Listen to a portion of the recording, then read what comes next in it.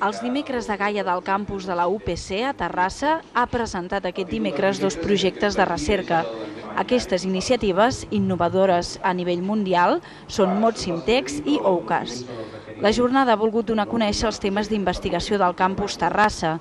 L'Institut d'Investigació Tèxtil i Cooperació Industrial de la UPC lidera el projecte Motsimtex. L'objectiu d'aquesta iniciativa és desenvolupar un sistema de configuració ràpida de maquinària de producció tèxtil basat en les característiques del comportament físic d'estructures tèxtils. Nosaltres hem enfocat més el projecte a el que es diu els tèxtils tècnics, que són tèxtils que de fet no es fan servir per indumentària o com a mínim per indumentària normal.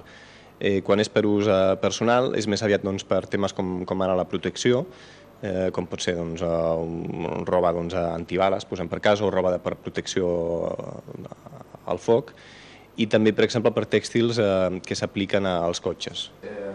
D'altra banda, OUCAS és el nom d'un sistema que permet explorar i diagnosticar a la perfecció els problemes òptics i oftalmològics.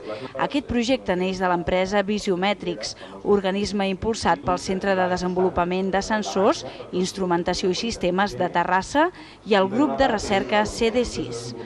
Les dues iniciatives pretenen millorar la competitivitat de les empreses del sector i beneficiar així els usuaris finals dels productes. Per això hem triat aquest producte perquè és bastant